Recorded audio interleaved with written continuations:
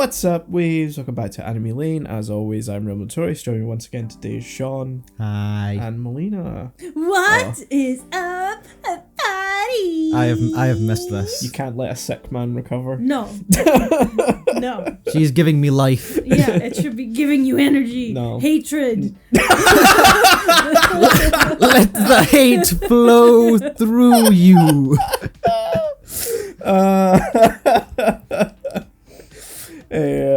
On today's episode, it's, this episode's coming out on the 7th of November, 2 days after we record this.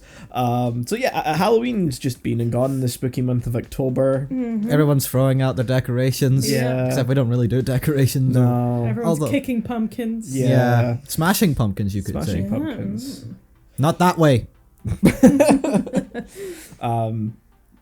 We're gonna go through what we've been up to recently. Yeah. It's another installment in our keeping up with what we've been doing.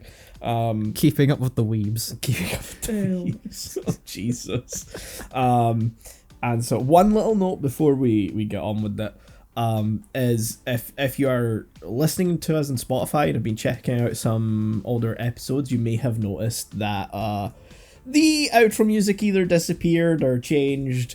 Going forward it's gonna be new, different, because We didn't get got, except we kinda did. Spotify just suddenly started doing a copyright claim on like all of the music that we were using for the outros, which is kind of weird. They've never done that. We've been using them for the last Year and a half. Mm-hmm. And yeah, I thought it was like a one-time thing, and then no, it started extending back through some older episodes that were uploaded, so I've been through it and I've replaced all of those. So if you're listening on Spotify, you'll notice that all the way back to the beginning of season 3, new outro music is there. Going forward, it'll be consistent across Spotify and YouTube as well, just to make things simpler. I'm gonna miss using the RE3 credits theme, but It was such a vibe. it was such a vibe, yeah. And I'm so sad that I had to immediately remove Promise from the end of the Halloween episodes. That sucks. From Silent Hill 2. Going forward, that's going to be the new outro music. You'll hear that at the end of this episode if you're on YouTube or Spotify. I guess that's the little bit of show news to go through. And then before we get to what we've been watching horror movie wise or whatever, I'm gonna wrap up my Sarah J Maas discussion real quick. Finally, just fucking end it. So if you remember the last couple episodes we've done on this, I talked about A Court of Thorns and Roses, and then I talked about Throne of Glass, and now I'm here to talk about Crescent City, which is, I'm sure many listeners will be thankful, the shortest of Sarah J Maas' series so far. Was there a crescent in the city? The city is built on a river that's shaped like a crescent. Close enough. Yeah, we'll take it. Yep. I think at least it used to be called Lanathion and whatever.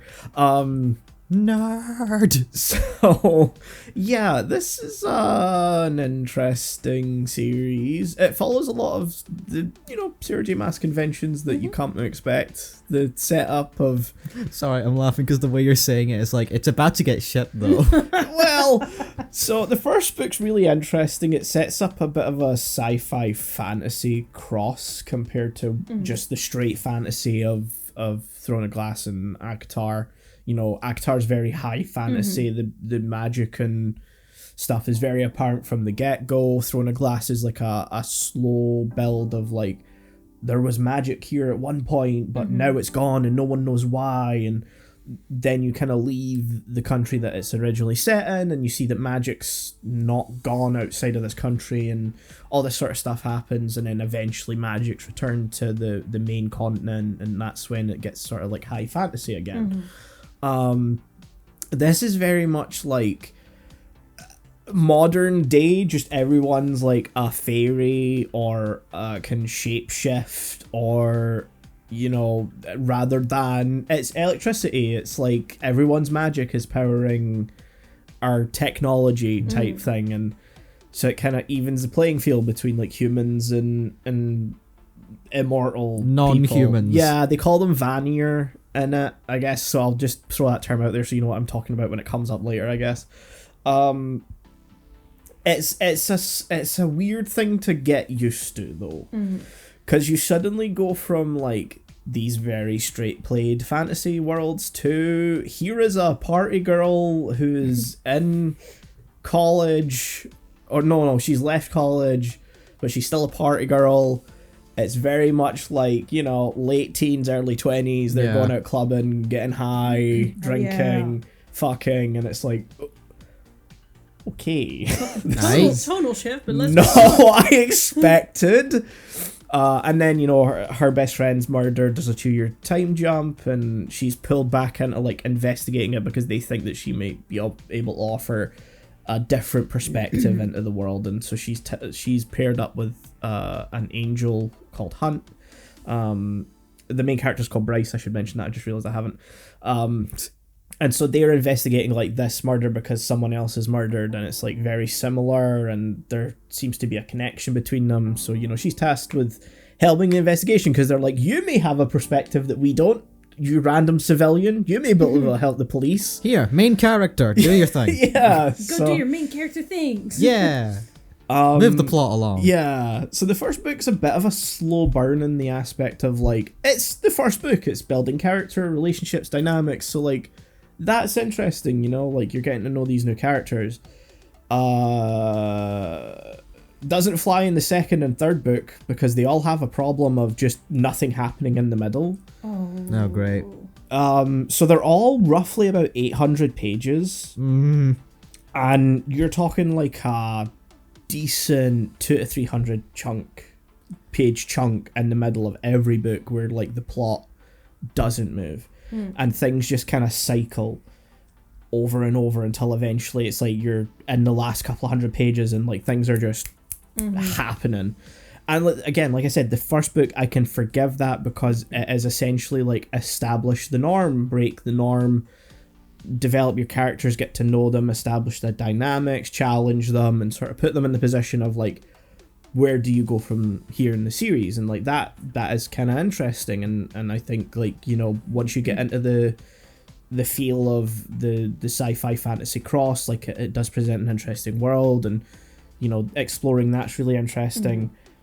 The second book, however, it presents a new mystery and gets lost in the sauce for far too long and then doesn't really resolve it. It's like they're looking for a kid who they think has like insane power that could like help them or could help people who have nefarious purposes and stuff. And so they're like, okay, we need to keep them out of the hands of the people with nefarious purposes, but like 4 different people are looking for them and they all end up working together and they all have different reasons to find them. And Is the child's last name MacGuffin? no. Oh, that would have been really funny. Yeah. And like eventually it's like it spins its wheels so long, and then suddenly Bryce is just like, oh yeah, actually I found him like weeks ago. I've been hiding him somewhere. Oh, he's over there. And you didn't think to mention it. And she's Well, like, nobody "Yeah, asked. I've just been keeping him safe, hoping that everyone would eventually just sort of like let it blow over so I can Piss off. And then like she ships him off to her parents, and he becomes like her adopted brother. It's like, okay, sure. And the kid never had any power either. So it's like, wow, we've spent a long time on absolutely fucking nothing for no reason. And then it starts setting up like the idea of them rebelling against the like powers that be in the world called the Asteri, who are like not angels, but they're claimed to be like the living embodiment of a star. And it turns out they're like a parasite that feed off people's magic and the world's magic and stuff like that. And like the whole world essentially like systematically is built on, you know, them feeding off that. And it's like, okay, that is actually an interesting concept. This is also the makers from Doom, I think. It's like that. It's an interesting concept. Wild to pull it out at the end of your second book. Yeah. When there's one more left. And things go wrong, and because they actually go in to like infiltrate the main capital, and then like they're caught, Bryce escapes. She ends up in the world of Akatar, and Hun, her brother, and their other friend end up getting captured and tortured for like a good chunk of the third book. And so, yeah, now you have the third book, just a part of it taking place in the world of Akatar. That's kind of interesting, except you've only got like 2 characters there from it, and it's like, okay. Plus, no one trusts each other, despite both of them like actually saying to each other, we have no reason to distrust each other. We actually think we're good people.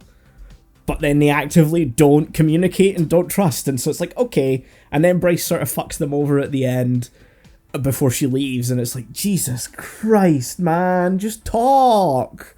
Just, Just fucking talk. Yeah. I know we've got absolutely no reason to be against each other whatsoever, but fuck you. There's just something about you. Yeah.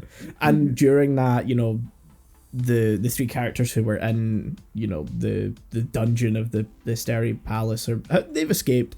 Everyone meets up once Bryce gets back to their world, and like things just again spin their wheels. Nothing happens for so long, and then suddenly, right before the end of the book, there's like major power shifts where like half of Bryce's friend group ends up in like ruling power status in this world where everyone's relatively been a normal person, and it's like, okay, you've taken a really interesting idea of like a group of just normal people relative to this world, potentially usurping the entire power structure, and now you've gone, actually we need them all to be in places of power or positions of power themselves to do this. And it's like, no, we don't. We cannot possibly have common people taking power. That's ludicrous. No, that's not how that works. And then you kind of think, oh, there's not enough pages left to actually like give room to this big battle at the end. Surely this is setting up the 4th book, especially because, suddenly Bryce has just shoved her parents into the world of Akatar and taken a very powerful thing from the world of Akatar, which means this series could be about to become homework for Akatar readers. But no, it's all resolved in about 100 pages. Wow. And then, that's convenient. there's like one plot thread left hanging just for the 4th book. Just like, okay, sure. And we're going to be, I'm assuming, it'll focus on a different character, given that the plot thread that's left is about a different character, and that sort of tracks with like Akatar shifting to different characters after the first 3.5 books. The 4th book is technically like a novella. It's not very long, so it's like 3.5 or whatever. So yeah, it's my least favorite so far. Sounds like it. Yeah, I really enjoyed all my time with like Akatar and Throne of Glass. Yeah, Throne of Glass I had some teething issues with, where like the first 2 books kind of felt like they could have been condensed down and maybe 1 book. But this was just, oh my god, you had 2,400 pages and didn't use it well at all. Is just crazy to go from like Akatar, Throne of Glass all started roughly about 400 pages, and the page count went up as the books went along. Here it's like it's 800 from the get-go. You gotta really, really, really utilize that to its full potential if you're gonna have that page count from book 1 and maintain that page count throughout. And yet it doesn't. It's all 3 of them spend time in the middle just spinning their wheels, not doing anything. So yeah, I look forward to the next Akatar book. I don't know about the next Crescent City book, and I really hope the unannounced book isn't a continuation of Throne of Glass or some big crossover thing, 'cause that's like my 2 worst nightmares, given how secretive Sarah J. Maas is being about what this 3rd unannounced book is, because it's like one of them's Akatar, one of them's Crescent City, and then it's like, okay, the 3rd one's, I don't want to say anything about the 3rd one. Yeah. That means you're planning something. It's gonna be a crossover, I can feel It it. better fucking not be. God. I'm putting a bet that it's gonna be a crossover. And if I'm wrong, you can kill me. Legally. I also just need to say how ridiculous the end of Crescent City gets, where like they're having this big battle, and to like kill the Asteri, Bryce throws them into a black hole and almost gets sucked in herself, and I'm like, Girl. what is fucking going on? This is like I know it's a sci-fi fantasy book, but like it still leans a lot more towards fantasy with sci-fi light elements, not Here's a black hole. Here's a black hole. Okay. Anyway, that's my little rant over. Say it all got suckered in. Jesus. So, what you guys been up to? Do you want? Tis been the month of Halloween. Yeah. It is. It's been the Yeah. spooky month. So, watch spooky movies. One that I know we've now all seen is Evil Dead. Oh, nice. Ah, yeah. That's one of the few where I'm like, I know we've all seen this. Wow. Yeah. I'm surprised you watched it. Yeah. So am I. I had Army of Darkness in like my watch later, and I was going through it with my mom, and he was like, "That's like a sequel." That's the And- third Yeah, one. you it's realise the that's a third. one. I was like, I just read the blurb and it sounded To be interesting. I fair, saved it. on the outset, it does kind of look standalone. It does. So we were like, okay, we'll just start at the beginning and watch all of them. So I was like, okay, I haven't seen the second or Did you third. know it would be a Wow. horror movie before you started? Yes. Okay, cool. Yeah, because You weren't just dumped into it's that. Spooky time. We were watching scary or thematically Halloweeny movies. Yes. So, You mean yeah. Scooby-Doo. No, I didn't get a chance. No! Oh, God damn I it. didn't get a chance. No. Okay. I finally watched The Addams Family though, Oh. which I had never seen. I still haven't seen it in full. I haven't seen it either. Okay, cool. I've seen some of the original series, like the TV Yeah, show, yeah. but not Damn. The movies. The movie. It's not Tim Burton, is No. it? No. No. Yeah. The live action yeah. movies. It's someone we know, but I don't know the name. I just miss movies like that where it's like it's a family movie. You know what I mean? Yeah. Where it's like, yes, a parent can go see Despicable Me, but I don't think they're gonna get. They're not going to get Yeah. much out of it. Yeah. And like movies like The Addams Family to me is a classic. You watch at home. Yeah. Your parents just made popcorn. You're getting to stay up and have soda, and everyone's just kind of laughing and having a time. Characters Yeah. are just bombastically themselves, and they're weird. People are doing flips. They're fighting with swords, and like the evil characters are clearly evil. Yeah. You know, Yeah. stuff like that. And to have an eccentric family at the like base of it, it's so fun. I recommend it. Nice. And Christopher Lloyd. So Yeah. Yeah. can't go wrong there. Very true. But yeah, so also one I really loved was Videodrome. Oh, I haven't seen Video. That's on my yet. list. Cronenberg. Same. Yeah. It's weird. It is, from what I hear. That's sort Yeah. of Cronenberg in a nutshell. Yeah. But it's weird in like an uncomfortable way where you're like, shit, this is too ahead of its time in a way. Yeah. And I am incredibly uncomfortable, and it's making me realize things about myself that I didn't want to know. Oh, no. Yeah, because I mean, watch it and we'll talk all about it because it's insane. But I want to talk Evil Dead. You want to talk Evil Dead? I want to talk Evil Dead. Hell yeah. Hell yeah. Nice. Because I didn't know it was Sam Raimi at first.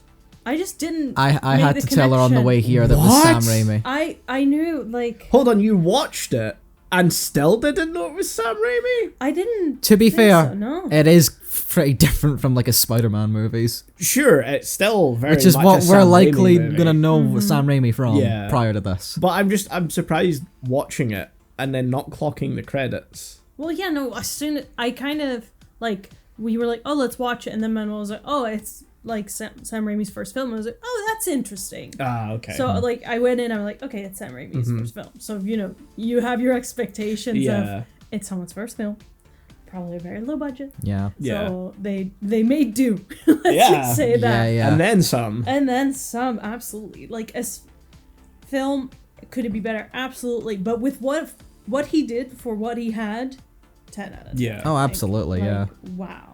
A 16mm camera in a dream. Yeah. And you- man dreamed. You can see that it's definitely like a 16mm camera, like in the 4K restoration Yeah. specifically, because it's like the full aspect ratio on that version, which weirdly enough, the old DVD and the Blu-ray release cropped it. Yeah, I still don't know why they did Yeah. that. it's such a strange thing to Why? me. They Why made would it. they? I don't think it's fully 16:9. I think it's 1.85 to 1, which is like where there's little black bars at the top. Yeah. Yeah. Bizarre choice to me. I didn't even That's the same, I didn't even realize it because the first way I watched it was you let me borrow basically Yeah. a version, and I obviously didn't know like it was the cropped aspect Yeah. ratio. So looking back, yeah, it's very zoomed in, Yeah. that version, but I think it sort of does work with the low budget stuff. You can think it's Oh, just yeah. part of that thing. Yeah, now watching the 4K version, it's just wrong not to watch it Yeah. in like the almost 4:3 esque like aspect ratio. I heavily recommend the 4K. Yeah. To go into color grading as well, it's a lot more natural Yeah. in that version compared to they've weirdly tried to enhance it in Yeah, quotation there's a marks lot with of the- digital fuckery going on in the DVD and Blu-ray versions for some reason. because it was a special edition remaster. It's better. Digitally enhanced. Hell yeah. Fuck yourself. But yeah, I'm surprised that you watched it. Like we watched it around the same time and didn't even Yeah. realize it. That's crazy. No, Yeah. And yeah, no, it was just on my list of things I want to watch. Like, it was just among, your Carrie, Silence of the Lambs, and then that one. It was Evil just kinda- Dead. Evil Completely Dead. different. Yeah. That's the type of shit I had on my, like, Halloween watch list, okay? Yeah, that makes sense Yeah. for like me, for Shaun. You're sort of lesser into horror. Yeah. Yeah, and that's why I feel like this is the milder stuff. Yeah. Like Sure, yeah. I as- think like the first movie is unabashedly like an actually like trying to It be is scary movie. the most horror movie of the trilogy because like to give you a sneak peek of like two of your did I just say sneak peek? I don't know. I'm A sneak peek into what 2 is like. He's got a budget. It's more insane. The effects are definitely a lot more, in your face, Yeah. but In a good way. yeah, in a good way. But it's got a comedic edge to it. That's good. Like he's just allowing himself to go completely insane, and you're kind of just there for the ride. yeah. It's a thrill. I love to just to like go into that like now, but like ignoring that, going into 1, I did like 1 a lot more than I expected to, because I expected it to be sort of okay, someone's first Yeah. film, like say, but no, I got really into it. Yeah. I love the first one. Second one, I'm not as keen on. Dissenter. I really like Army of Darkness. That's my favorite one of the 3. I think I watched all 3 like maybe like one day after each other, Yeah. and it kind of made 2 less enjoyable because I guess another slight spoiler for it is that it sort of rehashes a lot of the first movie again. With that comedic edge to it. Yeah. I sort of told you it's like a semi-reimagining, semi-sequel. Yeah, and I found that not Repetitive. Yeah, I Yeah. think watching it immediately after the first one, I was kind of like, oh, okay, Again. again. This again, really? Like, yeah, okay. We're in the fucking cabin. Yeah, like sure, Bruce Campbell's doing a great job here, but he has to carry the whole fucking movie, and that's kind of. For like the first like third at least, it's literally just him like dealing with like the Deadites fucking with him. Yeah. Which it's really funny though. I think that's the strongest part of the movie.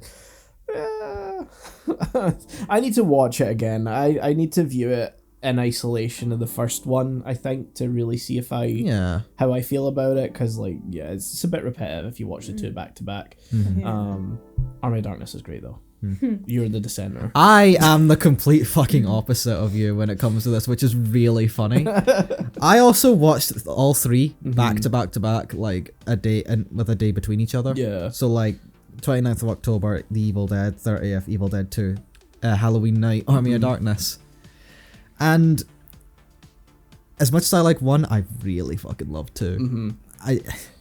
I didn't feel any sort of repetitiveness because I sort of viewed it more like it was a sequel, because it's a semi-reimagining, but like it does start out where the first one ends. Yeah. Where like it does that like camera shot of like the whatever the force is. The forest spirit Deadite thing. thingy, yeah. Going through all the house, and then it goes to a screen, but it continues on from that.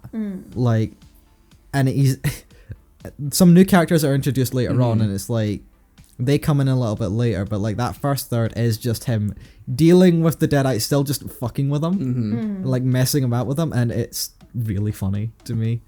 I just like that Sam Raimi threw Bruce Campbell in a room and just told him to go nuts with the effects. So that at the moment I realized that how much I just really like that movie. It's this one specific part in the kitchen. I don't want to say too much about it, but like I think you know what I'm trying to. I think I know what you're talking about. When it gets to, with his hand. Yeah. When it got to this like the highlight of that scene, I was like, this is the closest I have ever felt to movie Nirvana. and that just sort of stayed with me throughout the whole thing. The only time it really stopped out of that is that there's a bit of a lull for me, like near the end of like the second third of the movie. There's a bit of like just a brief period of like 10 minutes where nothing's really happening. Like nothing like narratively is really being moved forward. But beyond all that, I can't really think of anything I disliked about it. Yeah. I just really liked Evil Dead 2. I gave it like a 9 out of 10. Yeah. Which I was not expecting going into any of these movies. I think when I originally watched, I think I gave it a 7. I could be wrong. I need to go back to like what was the 2023? No, 2022. Damn. What did I score it? So the first one I gave an 8. Second one I gave a 7. Army of Darkness I also gave an 8. So yeah, then after that I watched Army of Darkness. And I want to stress, it's a good movie. It's a fun time. I enjoyed it. But it's not the same quality as the other two. It's not the same. There's no horror.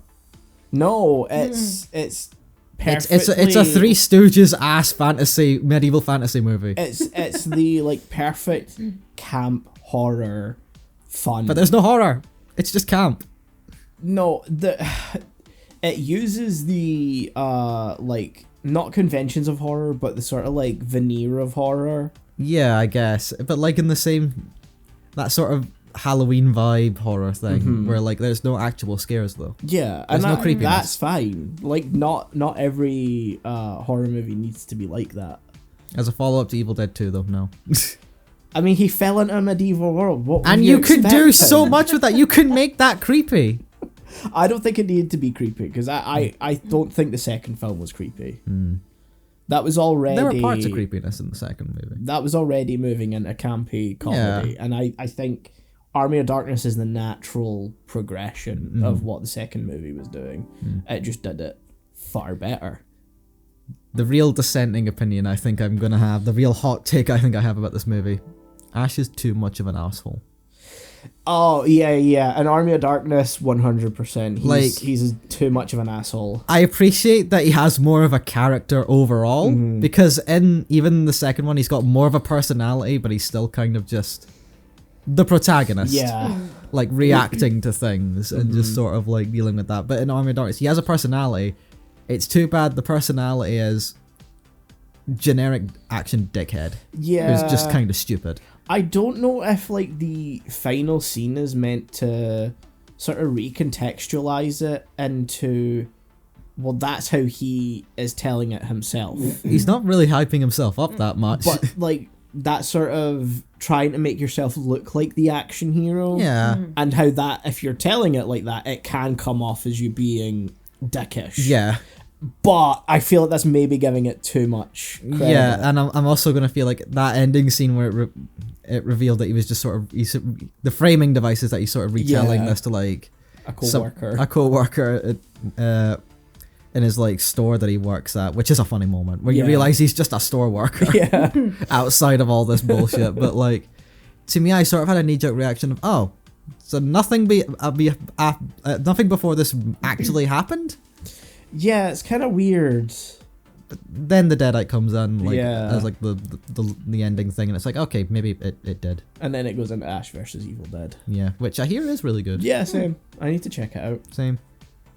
But yeah, we've got two dissenting opinions. I wonder what your opinion is going to be when you finally watch it. I'm curious. One day I will get to it. You started already. You got to finish it. I know, but I have other movies that I have to watch first. But Evil Dead 2. But Gremlins is waiting for me. Oh, okay, that's... Jesus. Yeah. We'll give you that. Thanks. Yeah, that's next on my list. Cool. I got to put it on my list, actually. Christmas is coming up. Yeah, no, it's a classic, right? The first Gremlins is so, like, unintentionally funny. It's unbelievable. Exactly. That's what I keep hearing. It's such a tonally dissonant movie where it wants to be this, like, dark horror film, but it's at odds with just the fucking wonky script. And the Gremlins themselves. Yeah, look at them. Furby looking Furby looking fucking things. It's such a, like I say, unintentionally hilarious film. I can't wait for you to see it. It's, I haven't seen it in a while, to be honest. I need to watch it again. Another unintentionally funny film. Killer Clowns from Outer Space. Fucking great. Oh, really? Yeah. I need to watch that in full, but I've seen clips and I'm interested. Honestly, the clown costumes are too fucking good. Yeah, they're like... To the point, because it's I think semi like it's masks, but they have movement. Oh, Yeah. okay. So like their mouths and stuff move. It's and like half suit, half animatronic. yeah, kinda, and it's Something dropped. On my phone. phone. Yeah, and it's so stupid silly.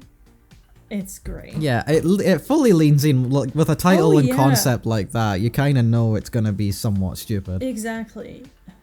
And me and my mom still quote this. Like, for some reason, they keep quoting this one guy that dies, like Joe something. It's like, Joe something is dead. I'm like, who the fuck? Who's Joe something? Who's Joe? Why do we keep saying, if he's dead, it's gotta be a big fucking... They got Joe, Yeah. not Joe, not And Lenny. just the small visual gags. You can tell that it was just...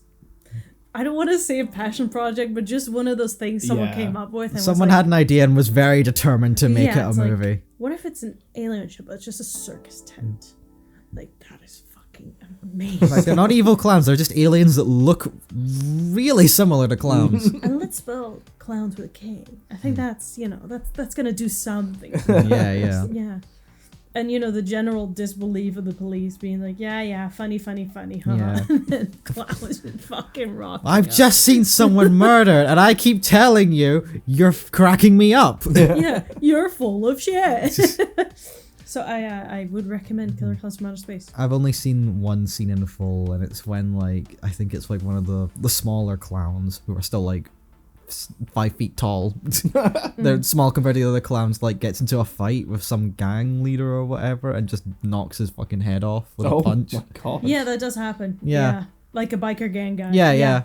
And, And- like the yeah. biker gang guy is like so fucking confident, like he thinks this is like a little kid. Well, yeah, the clown rocks up on a 3-wheeler. I'm sorry. Yeah, but then the guy like trashes his tricycle for no reason because he's a dick, and he's like, "What are you gonna do? You're gonna knock my block off?" Gets decapitated. See, that's the tone of the whole movie. Yeah, but the best part is the only reaction his fellow gang members go is, "Damn." Yeah, because you see a clown, you're not gonna be scared. You're just gonna be like, oh, what is this little? Well, unless you fucking have, nerd?" like, a fear of clowns. Yeah, and Yeah. your friend gets fucking decapitated. Yeah. Even then, a lot of people are still in denial. You'd be surprised. That's not his head. That's just a basketball. They have a full-on Thanksgiving style float that sucks people up. Like, Oh my God. boom. It's beautiful. I believe this is now a political metaphor. Yeah. Watch it. Oh. That's my like advice to the world. I watched like Return of the Living Dead like last year, and that was basically horror comedy Yeah. of like a similar tone. So Another one I know that you've watched, at least that both of us have seen, is the Blair Witch Project. Yeah, oh yeah. That's They just argue.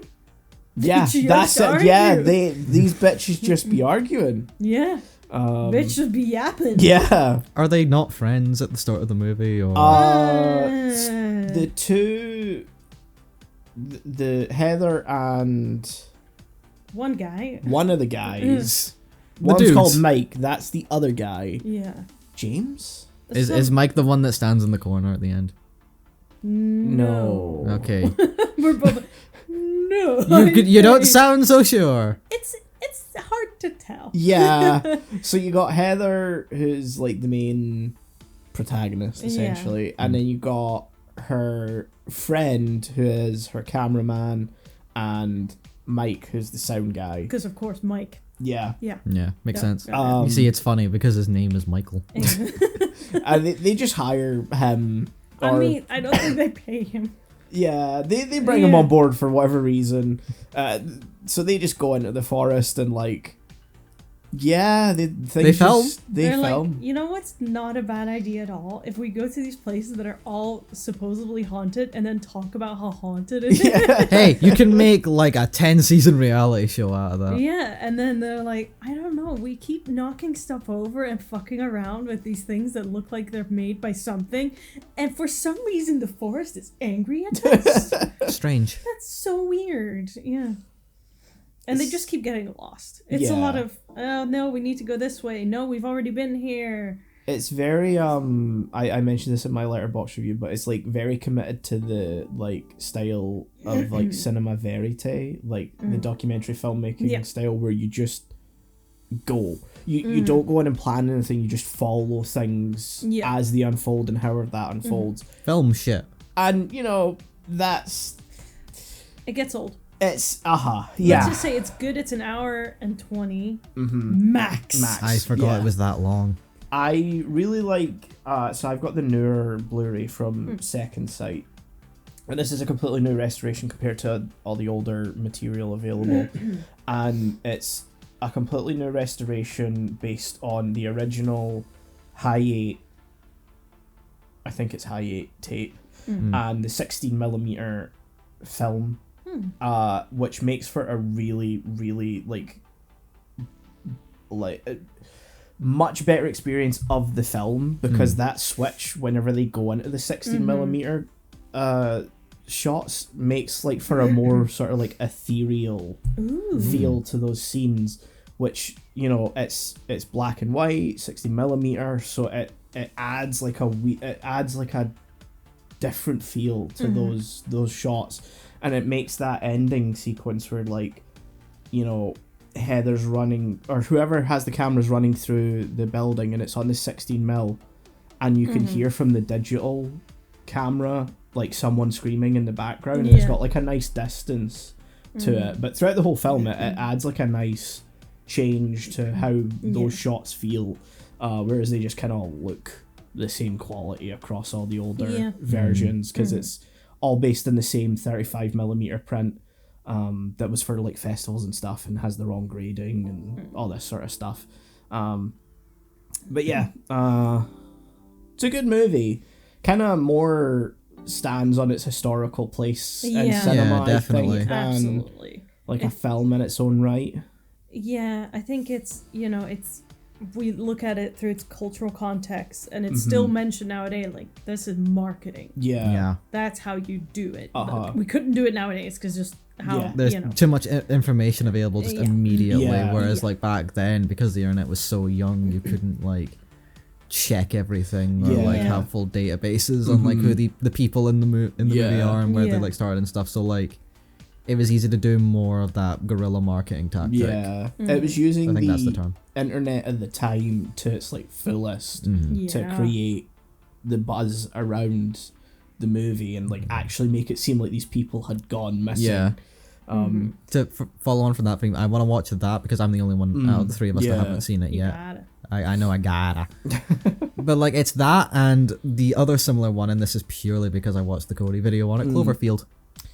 Yeah. Yeah. I know it's going to be very 2008. I know TJ Miller's in it, and I'm going to hate that, but I've seen Cloverfield, and you watch it for the experience. that's what I'm doing. I rewatched it last year. I was not kind of great. disappointed again. Like, I'd seen it before, and I enjoyed it when it came out. Is the only fun thing about it. The plot doesn't make sense. Why did they pick up the camera?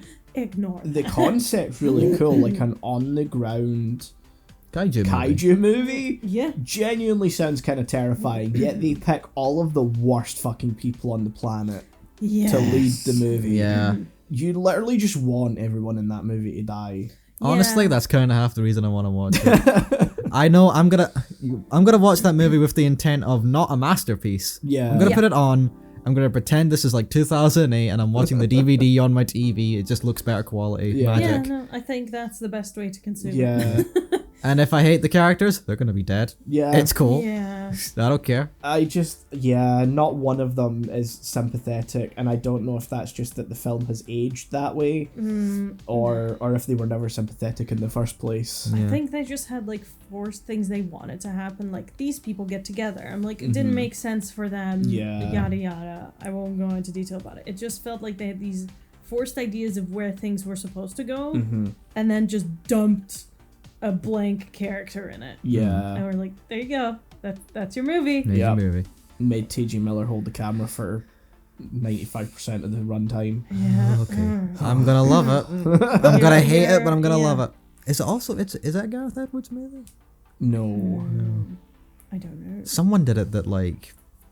I know J.J. Abrams produced it, but Yeah. I don't think it's Gareth Edwards. Matt Reeves. Matt Reeves, yeah, it's like his Batman. first major movie, I think. I think so. So like it holds significance for me just because of that, because it's like I want to see where he started. Yeah. Absolutely. Sorry.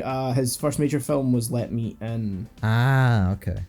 No, actually, sorry. I thought Let Me In was 2006. It's not. It's 2010. Ah, okay. So yeah, Cloverfield is his first. Okay, so it's major got movie. significance for that.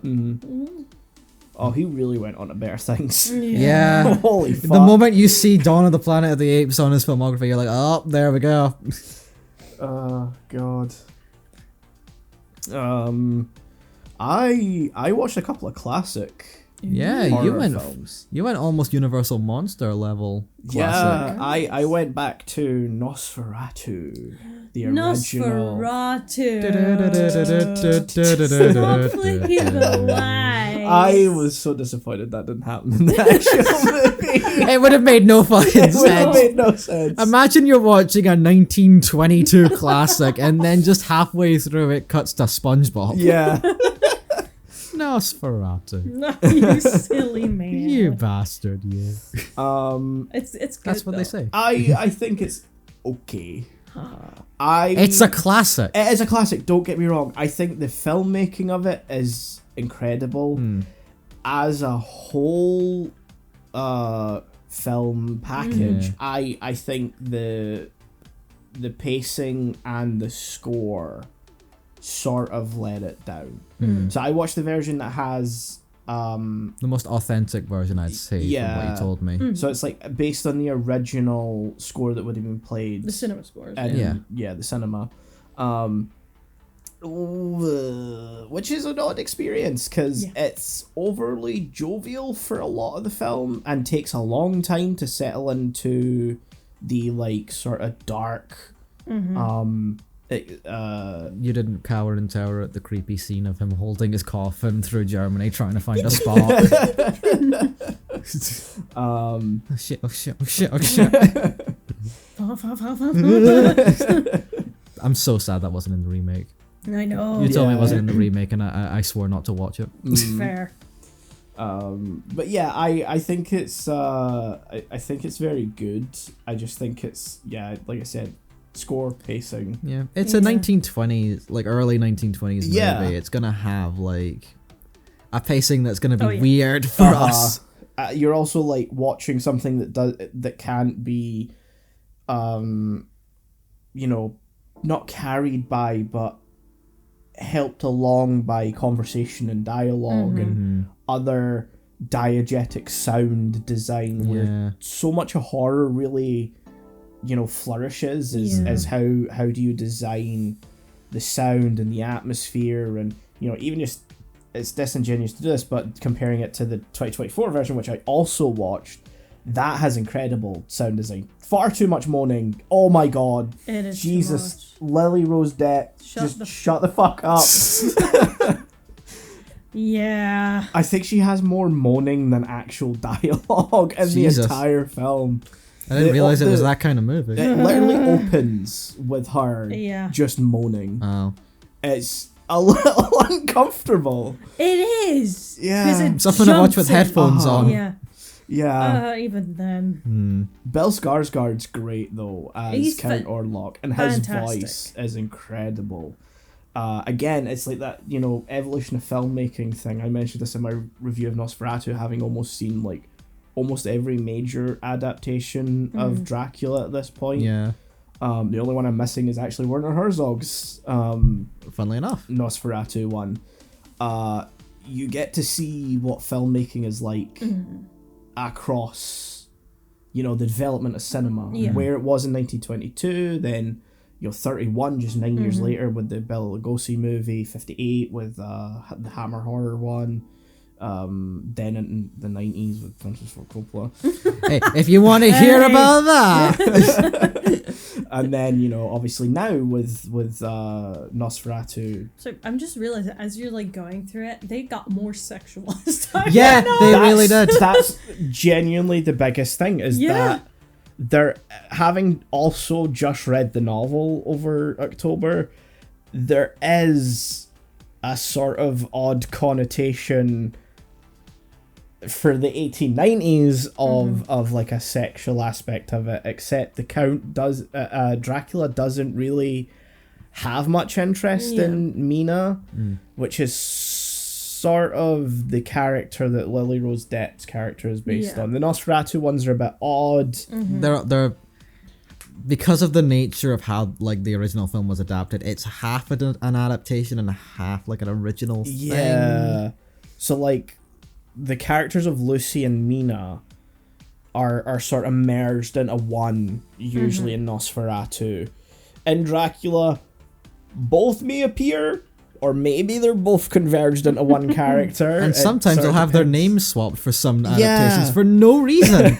It's just to confuse the audience. yeah, just to fuck with you. Yeah. So it's sort of like this weird thing where in the book, like, it's almost like Dracula's just feeding off Lucy for, the fact he needs to live, Yeah. and it restores him to youth. That's sort Gotta of get like, that blood. Yeah. Got that blood in him. And then he sort of ends up, more attacking Mina out of circumstance of the fact that they're all closing in on him. And then as he eventually travels back to Transylvania, which I don't think any of these adaptations have done. I think Coppola did. Did Yeah. Coppola do it? Because Yeah. I'm I pretty sure Coppola. I remember Yeah. the chase at the end of Coppola. and so like they chase him back to Transylvania, and like eventually, like he's originally using Mina to glean information of what they're doing, and then try and outsmart them. But then eventually he just gives up his control over Mina because he realizes that like, no, I need to get away. And then All right, you're useless now. so it's clear that like he has no kind of interest like that. And then in Nosferatu 2024, it's like, no, he's fully like He wants he it. wants to fuck. Well, not fuck, but like Yeah. Dream. yeah, Horror style fuck. yeah. Yeah. As in kill. It's weird. It's also like It's that final scene in Nosferatu is too sensual. yeah, That shouldn't be. It should. yeah. He skipped leg day too. Oh my god, he did in his little. What butt. happens at the end of this movie? It's basically the same ending as the original 1922. So he still But gets. more nudity. More nudity. I was gonna say, my question is he fucking nude? Yeah. Yeah, Fuck. yeah. I think you see his butt. Yeah. and I don't it's- want to see the yeah. Nosferatas. You do, No, I don't. but you will. You have no choice. The way in the 2024 movie that he like feeds on people is also really weird, because it's not a traditional like vampire bite on the neck. He's fully like gobbling their chest. Oh. Yeah. Just like sternum. Not even like a good place to be. Yeah, like Getting at the blood. logistics wise. Not it's even just like not smart. some sort of artistic thing of going for the heart or whatever. No, just like no major artery, just Yeah, right just there, like right in the here. middle, Right Yeah. in the tatas. right Yeah. right in the bone. Yeah. Yeah. Oh. So strange. It It's a is. great movie, don't get me wrong. I think the only problem is that it has too many like famous people in it, that I find it a little bit distracting. You've got Willem Dafoe, Ralph Ineson, Lily Rose Depp, who's just fucking Johnny Depp's daughter. Wow. What's Nicholas Hoult. Which I think he was He's really great. good. He is incredible. It's everyone else around him who's just too recognizable. Yeah. Like Willem Dafoe's great. He plays an absolutely insane character. But he looks like himself. But he looks. He's Willem Dafoe. He sounds like himself because he's doing some kind of accent. What it is, we do not know. He's trying his best at a accent. He's not even quite sure he knows. They told him he was playing Nosferatu, and he believed it. There's something funny about that though. So I'm not sure if you guys have heard of it, but have you heard of the film Shadow of the Vampire? It sounds vaguely familiar. Okay, so it's a fictionalized telling of the making of Nosferatu. Oh, okay. Like from like the 1920s. I know about this. Yeah, I think you do. But the thing is, to play Max Schreck, who in this fictionalized version of the movie is an actual vampire. Oh. Because we don't know enough about Max Schreck, and someone saw a creative thing to go with that. Okay. But he's played by Willem Dafoe. I mean, it is kind of funny that if you're like, yes, I heard you were making a movie about vampires. I think the movie goes that the director just found them. Yeah. This guy was chasing rats in my backyard. Or just like he woke him up or whatever. I've not seen it, so like I don't know the details. I just know that like it goes with the spin of what if they made Nosferatu, but they just had an actual vampire. And like, can you go to makeup and get the fangs? Walks in, walks back out. Yes. Yes, I did it. He just comes out with a little bit of blush. Yeah. I did it. I did it. I've done it. I feel bonita. Yes.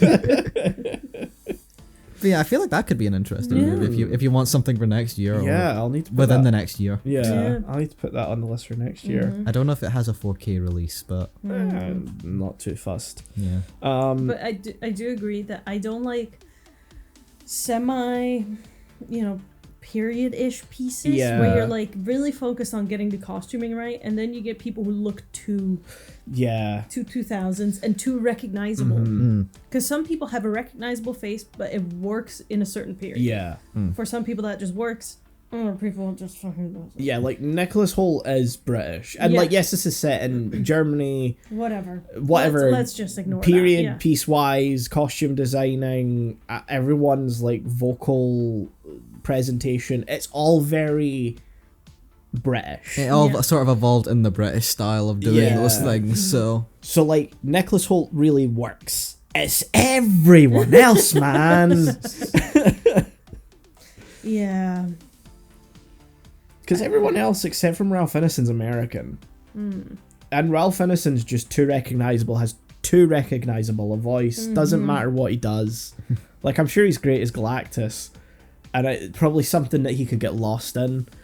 But here it's like, I'm just like, yeah, you're Ralph Ineson, man. You're him! It's the guy! I know Guy from Thing. Yeah. Me looking at Willem Dafoe in this movie. It's the Goblin. Yeah. It's the Goblin. Oh, he's goblin. He's gobbling up, alright. Gobbling up the fucking scenery. Yeah, I also watched The Cabinet of Dr. Caligari. I don't know that. Oh, wow. Yeah. That's great. Is it... It's not the first horror movie, but like... It was 2 years before Nosferatu, 1920. Yeah.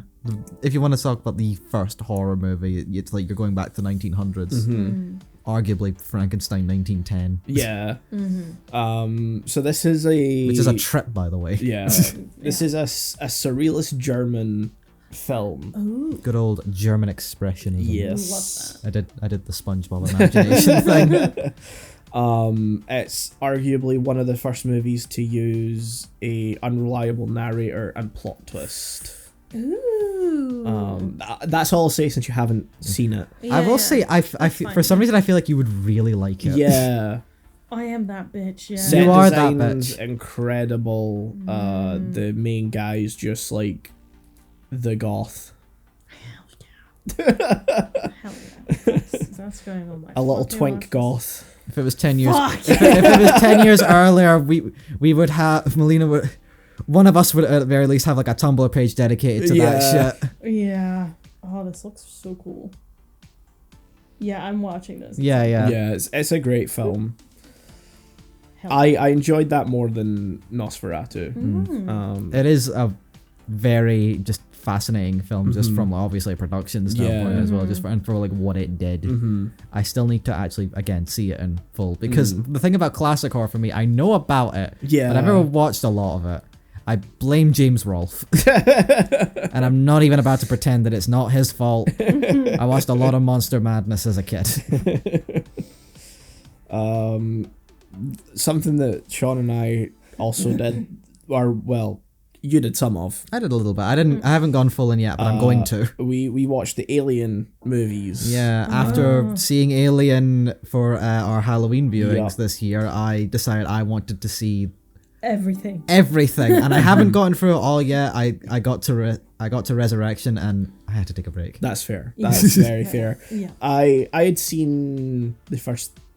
I had seen 1 to 4 and 5. So Resurrection was like a new one for me. Not Resurrection, sorry. 3 was a new one for me. That's incredible. And then you watch Resurrection. 3 is incredible when you watch the right version. Yeah, the assembly cut, as it's known, or the 2003 special edition, I think is the official title. I'm just calling it assembly cut. That's fair. Is like a re-edit of the movie that follows director David Fincher's editing notes from the time that the film was originally being made. Because Alien 3 had quite the fucking production. Yeah. So yeah, that's a really, Aliens is Aliens, man. It's great. It is the 80s action movie, I'm gonna be honest, even beyond like stuff like Predator, which I also watched this year, by the way. I haven't watched any of the sequels to that one, but Aliens is just basically the pinnacle of like 80s action movies and military sci-fi as well, because that basically defined it. Yeah, it somehow still manages to do the same... Other than Starship Troopers, like in literature, obviously, but yeah. It still somehow manages to do the same, like, tension building of the first movie before it fully goes, like, 80s action. Yeah. It manages to walk, like, a really fine line. That, like, because I always think, it's the action one, but it's way more, like... It takes a while to get there to the action, and like it does spend time. It lays the creating groundwork, suspense, and like genuinely trying to like get under your skin. Where it's like they walk through the like nest area, and it's like they don't find any aliens, and like then you see that the aliens are like all in the walls and stuff like that, and it's like, oh, that's incredible. It's also just like that perfect escalation of the first movie, pure horror, had just one alien stalking them and just like growing throughout like the most claustrophobic ship in existence. And like, guys, for the sequel, I have an idea. What if there were more? that is literally the joke I made as I was starting to watch it. I just like was messaging you in Discord like one word each, just like, so like instead of like one alien, what if there were like more aliens? A 2-hour plus presentation by James Cameron. You thought one alien was bad. I got, get ready for more. We're gonna add an S onto that, and it's gonna be so annoying to search up years down the line, but it's still a great title. What was it? I made a joke about the title. I can't remember what it was. Hold on. Shit, why is my review not opening? God damn it, there it is. Possibly the most ingenious and awful title for a sequel. It is. It's amazing. It's fantastic, but like, it's so fucking close to Alien. Yeah. It's hard to find. Yeah. Or you don't know what someone's talking about immediately. It's like, okay. Oh, I love aliens. No. Can you enunciate, please? Yeah. Do you mean Aliens, the specific film, or the Alien franchise? Or you're talking about Alien, but for some reason you're saying the wrong title? Yeah, because they're that fucking close. Yeah. Or maybe you just like aliens in general, which, cool. Yeah, we vibe with that as well. I love Destroy All Humans. The interesting thing is, like, there's only 2 bad movies in the Alien franchise, and that's Resurrection and Covenant. Like, the rest are really good. Or kind of fine. Yeah. 3 is, I think, the most fascinating of them, just from like an out of the movie itself. Yeah. Like, not just because of the production, but just like what it's trying to go for as well. Mhm. And I want to state, I think the theatrical version is also a good movie, which I think is a hot take. Yeah. Because, and the biggest things I hear to take away, hold on. Is there any chance you're going to be watching these anytime soon? I have no idea. Do you Can care? spoil, it's fine. Do you care? It's fine. That should have been I'll my forget. first question. I'll Okay. forget. So Alien 3 starts off with almost every other character from Aliens just dying, like immediately. They pulled the James Caan Suicide Squad. Yeah, basically. Yeah, because you actually see them die in the theatrical release, don't you? It's still sort of vague, but like you get like some shots of like Newt like screaming before, like Right. so you don't hear her, but you just sort of see Yeah. her. It's a little freaky. Because the assembly cut just opens with like the door opening, and Yeah, then, like, you a still crash see in. like the face hugger and like it's like a hand sort of stretching out. Okay. But yeah, in both versions, all the supporting characters still die. But and I was actually okay with that because I'm gonna be honest, as much as I love Aliens, I don't really care much for like the other secondary characters too much. Oh. Apart from Bishop, he was cool. I mean, I like Hex. He's cool, but you know, I'm not gonna feel that bad if he died. And Newt is child. Yeah, that's fair. It's fine. I really like Aliens, but you know, I didn't really care that much that they got like killed off, and I was actually, it was, to be even more honest, I was kind of just in awe that they had the balls to do that. Yeah. Because like if you made a movie like that now, that would never happen. No, They wouldn't dare. It's too much of a money cow. Yeah. So I was just kind of in awe that they did that at all, and the rest of the movie I just sort of appreciated that it was like, no, we're telling a story here, whether you like these characters or not, whether you feel, I'm not sure, I'm trying to like say it in like a specific way without it sounding dumb. The movie does not care if you specifically like a character or not. It's just gonna do what the film thinks is best for the story. Yeah. It is purely story driven, and I really liked that. That's cool, yeah. Yeah, there's definitely a vision going on. In the theatrical cut, it's sort of undermined by the fact that like a lot of important scenes and build up and just general fleshing out is cut, Yeah. which is why I like the assembly cut a lot, because it adds a lot of that back in along with more Paul McGann. Yeah. He actually doesn't just disappear halfway through. He gets his storyline like completed. And that ending scene is really good. Yeah. Yeah. Spoiler alert for Alien 3. Ripley dies, Yeah. which is why... I wonder what happens in Resurrection. No! But yeah, it's played really straight, and you could believe if there were no other Alien movies, or if she just didn't appear again in the next one, that would be the end, and I would have felt satisfied. Yeah. Yeah. It would have been bleak, but you know, I'm completely down for bleakness sometimes, Yeah. because I'm depressed as fuck. And this has all been lead up to why I fucking hate Resurrection. Yeah. So for context, I gave Alien 1 a 10 out of 10. I've gone back and decided it's a 10 out of 10. Aliens, I gave it a 9. Assembly Cut of 3, I gave an 8. Resurrection got 2. Ooh, It was a complete drop. damn. That movie does not take itself seriously. Oh, that's a shame. It should. Yeah. The themes it starts off with sound like are things they should be taking serious, because they clone Ripley. And she's Yeah. not quite the same as she was. She's a little different, because She's a human xenohybrid. she's got some of the alien DNA in her, so she's got like a connection there, and you'd think Yeah. that would be interesting. Yeah. You think they'd focus on that. You think they'd put in the time and effort to make that a gripping part of the movie. All it does is give her better basketball skills. So Basketball. Wow. And the rest of the movie is focused on these god-awful characters that I fucking despise, going through what... a movie with the same tone as Resident Evil 2002. Jesus. Except, that movie was fun. This movie's not fun. Jesus. Joss Whedon. Joss Whedon! Say thank you, Joss Whedon, or say fuck you. I ended my review of that movie saying, fuck you, Joss Whedon. Fair enough, yeah. I was actually angry at the end of it. There's only 2 good characters in that whole movie. One is Ripley, and she's trying. Yeah. I think Sigourney Weaver is trying her best, Mhm. and she's like the central focus of the one good scene in the movie Yeah. where she finds her other clones and it's given actual weight, Ooh. and they actually focus on it. It's one scene and it's undercut with a "women, am I right?" line. Oh, Yeah. Lord. Thanks, Whedon. Yeah, thanks, Whedon. And Winona Trinity from The Matrix. Winona Ryder? Yeah, Oh, yeah, she's in that movie. she's not Trinity from The No. Matrix. Is she not Trinity from The Matrix? No. That's What's her face? I don't know.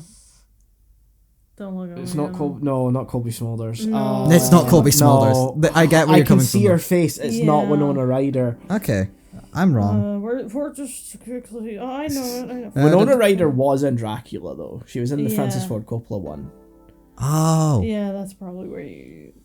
Carrie Ann Moss. That's Oh. it. Yeah, it's not. I'm an Winona Ryder. idiot. To be fair, she looks a lot like Trinity from The Matrix in that movie to me. Yeah, they do have a sort of similar look to them, but Yeah. Winona Ryder to me is just like unmistakable. Yeah. As a person. Okay.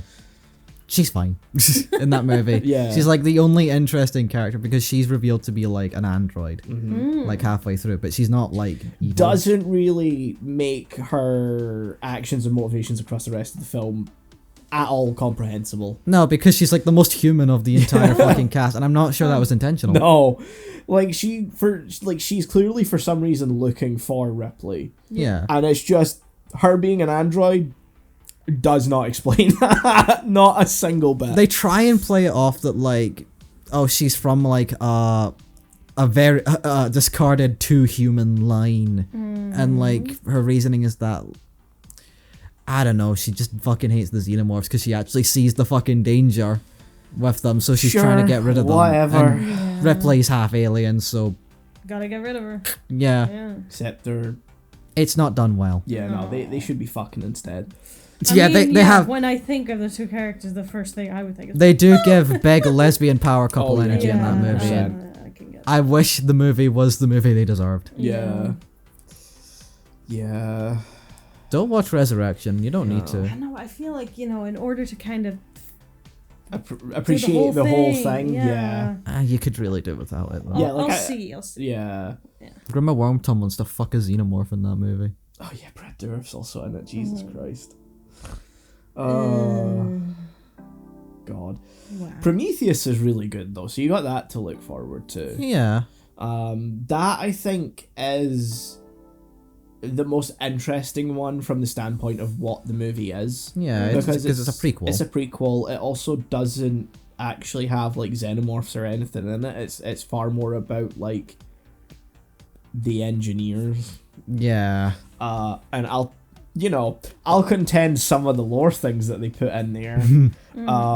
I think some of that's dumb, but overall it's a really interesting film. I think it's where things start to get like, okay, if all this is taking place before Alien,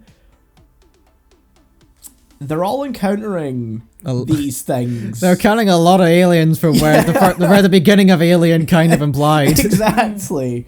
It's like, okay, I guess if you want to go the route of explaining why the Nostromo is like taken to respond to this signal, there is. I guess you could say that. There is a It's- plausible like way that like you can explain that maybe the company sort of already knows what a xenomorph is because of Yeah. how interested they are like immediately and like set. But like at the same time, I kind of got the sense that they've just encountered this fucking thing. Yeah. Like really for the first time in human history. The thing is, Covenant kind of doubles down on that. Wait, no. Romulus. Romulus doubles down on that idea. But I hear that one's good. No, Romulus is actually really good, and it takes like some of the ideas from the previous movies that didn't really work. Okay. And make them work. Like the whole thing at the end of Resurrection with Okay. the human Alien hybrid thing, which does look baby. freaky in that It movie. is I will give freaky. it that. It's a bad execution of an idea. That design and the clone scene was the only reason I gave it that movie a 2 instead of a 1. Yeah. But yeah, no, that takes that and moves it in a genuinely creepy, unnerving way, along with some of the ideas from Prometheus to make it even worse. Oh, great. But yeah, no, Covenant's like just Not- Take it or leave it. yeah. It's not Resurrection. It's, you know, Ridley Scott's a 50-50 filmmaker. He Yeah. makes a good movie and then he immediately makes a bad one. Yeah. And when it comes to Kingdom of Heaven, he makes a bad movie and then a good movie at the same time. Yeah, yeah, because the director's cut like is far better for that movie. Yeah. Um. I need to see it, but you know, the so- good version. So he made Prometheus and then he made Alien Covenant, which means Prometheus is the good one. And Alien Covenant, yeah. And then he made Napoleon too. I wonder if Alien Earth is good. I need to watch that at some point. I didn't watch it for this marathon, but I can watch it at any point. It's a TV show. I also watched a movie called Manhunter. That I want to point out some really good movies that I want to recommend here. So Manhunter is a Michael Mann film, and it's the first adaptation of the Thomas Harris books that are centered around Hannibal. It's based on Red Dragon. I completely blanked on the title there for a second. So it's like it's not about Hannibal specifically. It's about a FBI investigator or a former FBI investigator who gets brought back in to help investigate a new like serial killer called Dollarhide. And it's more like I don't know if it's the same in the book, but in the movie it's very much more about like how this also affects the people investigating it, the lengths they'll go to, the way that affects them mentally. And it's also a Michael Mann film, so vibes, just Pure vibes. Soundtrack's incredible. I highly recommend that. And then there's also Fright Night, which is a very fun little horror spoof on Dracula, because like it is essentially a play on Dracula, where the main character lives in suburban America, gets new neighbors, they turn out to be vampires.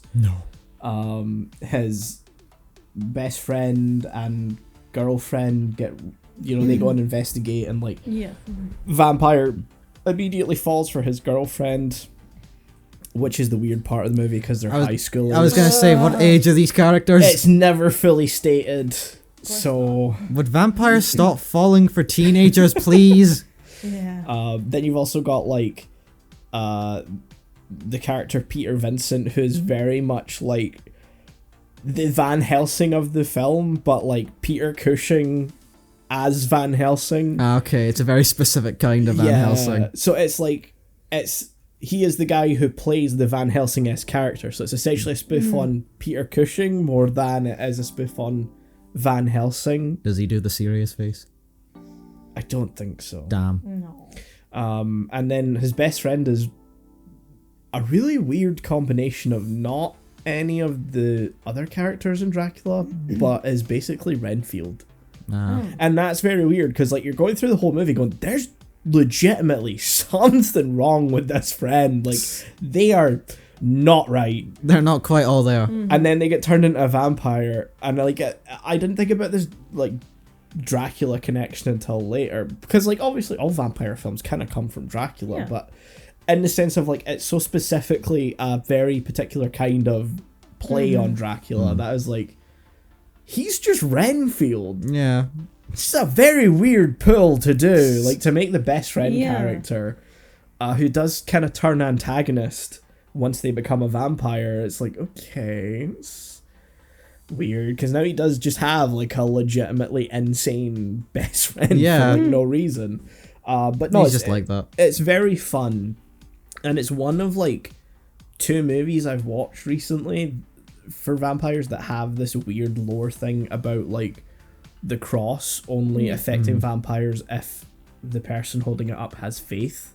And I'm like, where does that trope, or where does that bit of lore come from? Because it's not from the original book, it's not from any of the earlier Dracula adaptations, but both I think I think Nosferatu 2024 and also does it.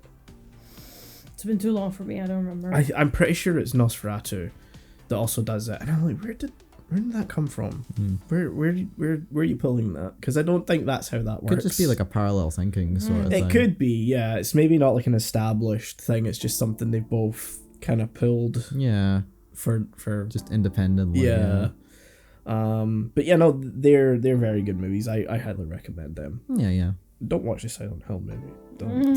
Oh yeah, you watched Silent Hill. Yeah, I regret that. You can't wait for Return to Silent Hill. I think I might kill Christopher Gans. I might. You hear him. I just. Oh. I'll watch the Silent Hill movie myself, and then I'll see if I agree, if I want to join you. I don't know how you combine so many of the elements from the first and second games, which are just Two completely different things. completely different things, and not remotely understand what visual imagery you're using, Yeah. or the music that you're using, because it uses the story of the first game, which is about the main character Henry Mason. Henry's. No, it's fair. Henry's the fourth Yeah, one. Henry's from the fourth game. Harry Mason and his son Cheryl. Cheryl. She's Cheryl in that one. Yeah, she's Cheryl in the game. Crash into the town of Silent Hill, and Cheryl runs away for some fucking reason. Oh, cool, new town. And so Harry has to go looking for her, and he's trying to track her down, and then he gets wrapped up in occult shenanigans, and as you do. it turns out his daughter's meant to be the vessel to rebirth this cult's evil god. It's very simple to understand. You see, his daughter is actually two people, and they split when she was born, and so but the other one was already 7 at that point. So when the second one became 7, she got called to the town, and then they merged back together, and then they birthed God. Yeah. So that's yeah. It is very ooh. Yeah. Especially in the third one when they play into it even more, because there's a third one now. Yeah. So and then in the second game, it's about a guy called James Sunderland, who, spoiler alert. Sorry, I keep wanting to call him Smotherland, and that's just the joke name. I keep calling him. Yeah. So spoiler alert for Silent Hill 2, because I'm just gonna do it all up front. You can listen to our other episode on this. It's fine. Silent Hill 2 is about a guy called James Sunderland who kills his wife, has a mental breakdown, and is basically called to the town of Silent Hill to look for his wife. He receives a letter that he thinks is from his dead wife Mary. Yeah, he deludes himself. And so he goes around the town looking for it, and everything he sees within the town is a manifestation of all of his internalized problems with women. And guilt.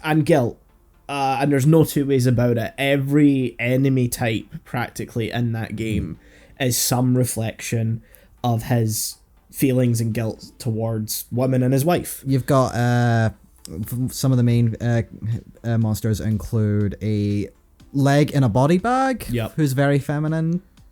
Very sexualized monster nurses that represent, guilty feelings he felt to attraction toward the nurses of Mary's hospital when she was sick. Yeah. Mannequins, which, I feel like that goes without saying. Yeah, the mannequins. whole sexualization, objectification thing there. He's not a terrible, person, but, he has all these guilts and feelings, and he's basically feeling so horrible about himself, not just for what he did, but what the last 3 years of Mary's illness that he went through, that basically the whole point is he's purposely, with the town's power, he's basically punishing himself through his own subconscious. And that fully manifests with Pyramid Head. Yes, yeah. Which is used in these movies without that context. Everything in this movie is used in that context, because basically it is the story of the first game that I just explained, which is just occult shenanigans, more or less. Don't you love cult shenanigans? Except, for some reason, they changed the dad into the mother.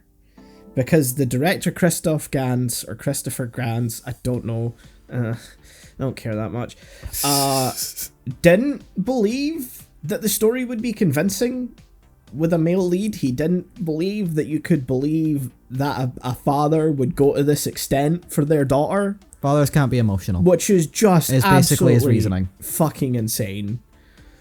So yeah, now you have a female protagonist, and you have all of the enemy types from the second game, which means, why are they here? It means fuck all in the context of this story. Yeah, they're now just here to go, look, it's the thing from the game. I know thing from place. So Pyramid Head shows up again. Pyramid Head is James's own personal persecutioner. Yeah, it's Yeah, that's the right word. personal punisher is what I would Yeah. have said, but yeah, it's very specific to him and the themes of 2. Yeah. And so he just shows up in the first movie as well, and it's like, okay. Why are you here? Why are you here? He literally just shows up to rip someone's skin off and then doesn't appear again. Cool. He's there for fan service because a really large number of people want to fuck Pyramid Head. Yeah. It's really strange. It's also weird that the lying figures show up too, which again are like these sort of amorphous blob things that kind of make female moan sounds when you attack them. Again, everything's a representation of his They're the body bag internalized- enemies I was talking about. And so it's really weird to have all these things that have subtle or very overtly sexual connotations to them and put them in a movie devoid. Yeah, of just a mother trying to find her child Yeah. with nothing really else beyond that. So it just vastly misunderstands the source material it's working with and goes for style over substance is strong because there's hardly style to it either.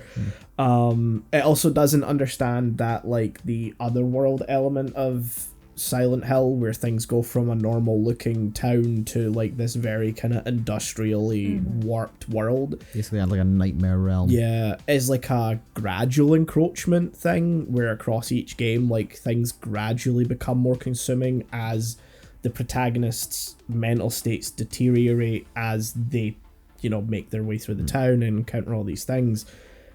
Whereas here, it manifests randomly. I feel like having a nightmare. Yeah, there's no rhyme or reason to it. It's like suddenly the siren will go off in the background and like, oh, okay, Cool. we're in the other world now.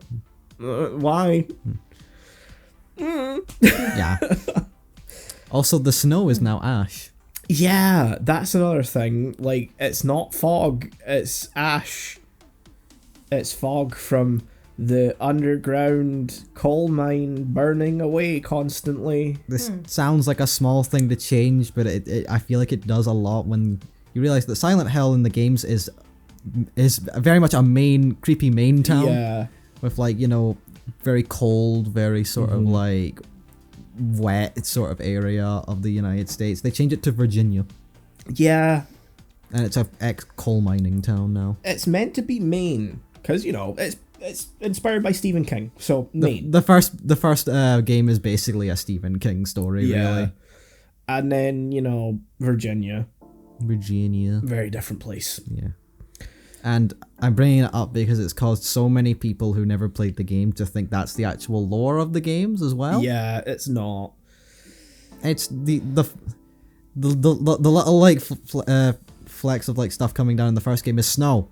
It's snow. Yeah. It's not ash. Yeah. I'm gonna fight you if you think otherwise. God. You're gonna see the movie based on 3?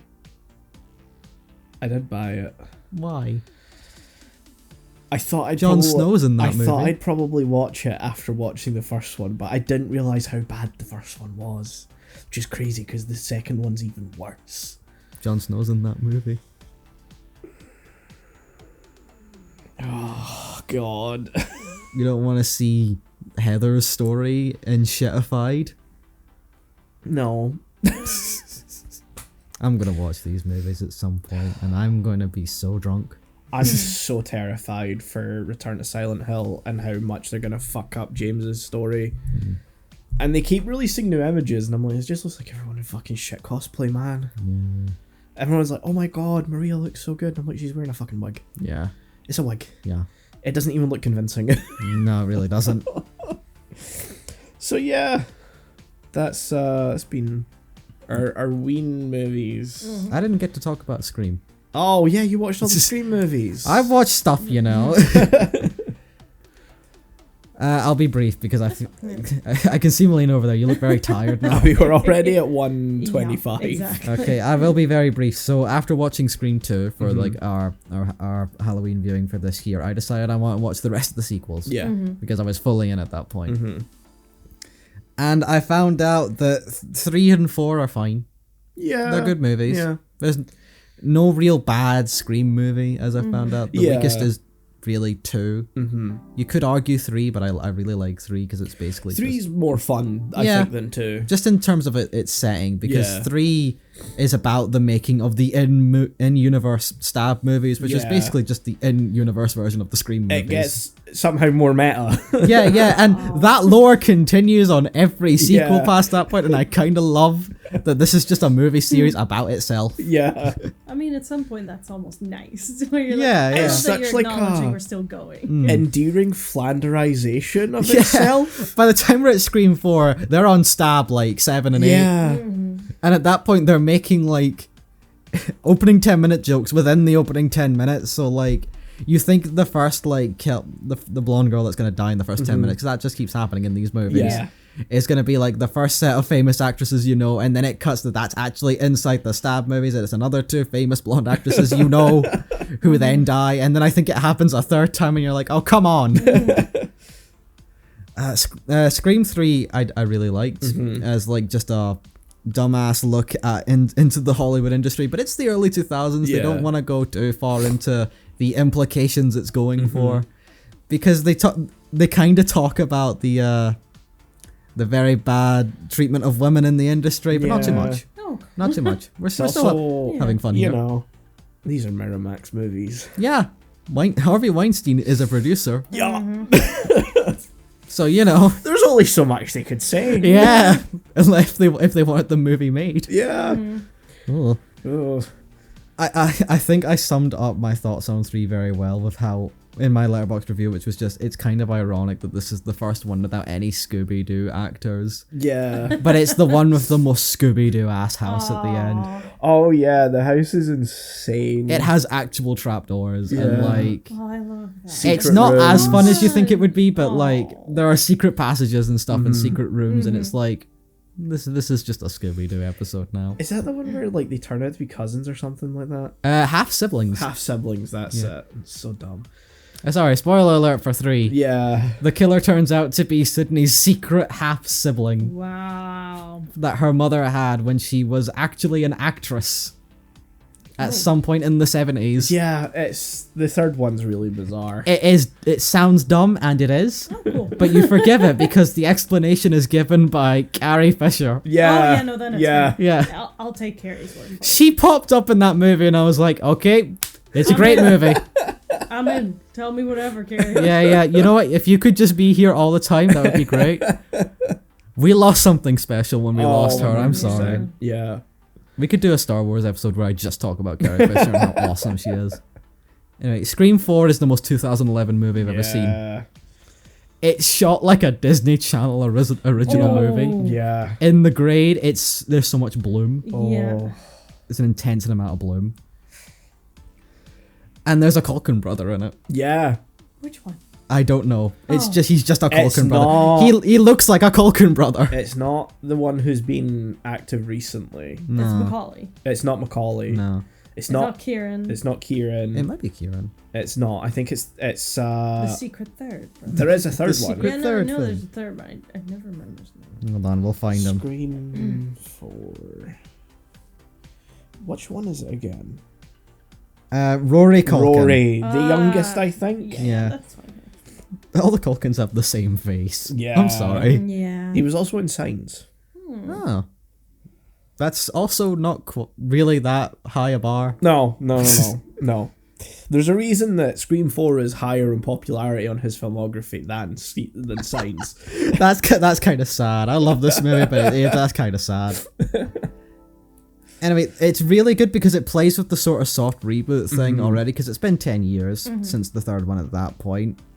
It talks about itself being basically a soft Yeah. reboot and stuff, and how like we're following Sydney's niece in that one. Yeah, kinda. Sort of. She's another family relation.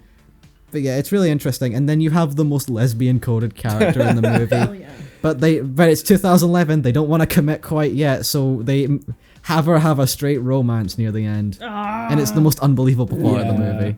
That's a shame. It was better when we find out that he's the killer. Yeah. Wes Craven really took that Nightmare on Elm Street remake personally. I think he did, Yeah, yeah. he did. There is a little bit of spite in that movie. Yeah, 100%. And it's great. And then the last two, 5 and 6, have legitimately become great again. Mm-hmm. I've rated them both an 8 out of 10. And Scream 5 feels like it's a return to like not super serious, but Yeah. like, you know, a fully more grounded, more, okay, we're fresh now, we're new. Yeah, Wes Craven's sadly gone. yeah, there is a tonal shift going into 5 and 6, and it's not a bad one. I think No. it works really well. And it's finally feels like it's fully moving away from the previous like cast. Yeah. Now, like Gail Weathers is still in the movie, and Dewey is still in the movie, and they're sort of important to the plot, but it's Yeah. very much focused on like Jen Ortega and her sister. whose yeah, character name I'm forgetting and actress name I'm I forgetting. can't remember the two that got fired. Yeah, which is gonna make the next one really, Sid's coming back. Yeah. The trailer's out. Okay, cool. I gotta see it. Yeah. But really interesting. I like that they were finally getting fresh characters. Yeah. There's a new Randy who are now 2 people. Yeah. Oh, cool. One's a jock that can't die. He's the new Dewey. Oh, cool. And the other one is fully committed to a lesbian character now. And she's a goddamn nerd, and she's Yeah. my favorite. Oh, that sounds so fun. Not every movie needs a post-credit scene. Anyway, both 5 and 6, Ghostface Takes Manhattan is great. Yeah. 6 is like at times legitimately quite tense. That entire subway scene, Oh yeah. it's great. Yeah. Not like the actual New York subway, not the Subway sandwich shop. I figured. I know. I realized how I said that. There's also the scene in the sort of like convenience store with like the That one's shotgun. great. That's incredible. They finally gave Ghostface a gun. Yeah. I remember, like, I don't think it was Tarantino or someone like that, because of course it was. He was like, oh yeah, you know, walking around with a shotgun. Like, that's not that great. And I'm like, bro, what? Well, like, in terms of, like, was he talking about this He was movie? talking about that scene. Oh, he was fuck like, him. that's where I got lost. He was like, I didn't care anymore. And I'm like, the fuck is wrong with... Alright. Well, you know, there's a lot wrong with you, but Yeah. what the fuck is wrong with you? Fuck you pretentious ass. You pretentious asshole. I may be misremembering who it was, but yeah, I remember someone criticizing that scene as being like a sort of like breaking point of the franchise, like a jumping the shark moment, and I'm like, No. what? Nah, fuck them. Yeah, That scene's great. There's genuine tension in that. yeah. I can't wait for Screen 7. I hope it's not a disaster because of the production stuff. I'm not really looking forward to it that much. Uh, Bringing back Matthew Lillard, and I think Sydney's coming back. I think that's maybe a step backwards from where we were going. yeah. So I'm a little nervous about that. There's also all the fact of, like, you know, half of the cast not being there anymore because Yeah. of, Current you know, events. Yeah, not agreeing with genocide. Yeah. So that's great. But yeah, anyway, I can see see. Melina dissociating over there, so we're gonna quickly It's been a end this long episode. And the last two like spooky-ish movies I saw, I'm not going to talk about them. We'll save that for another episode when we've rewatched it all again. Scooby-Doo. I watched the Yes. live Yeah, we'll action have a Scooby-Doo Scooby-Doo movies. We'll have a episode. Scooby-Doo Yeah. episode. We've been promising a Scooby-Doo episode for years. We're going to do it. Maybe we'll Well. put it in Halloween Lane next year. Maybe, yeah. I give them both 5 out of 5s. They're perfect movies. Yes. Nothing Agreed. has ever Yes. touched them. Yep. Yeah. I will watch them again happily. Anyway, thank you for watching this episode. Yeah, we'll see you guys next week. Bye. Bye.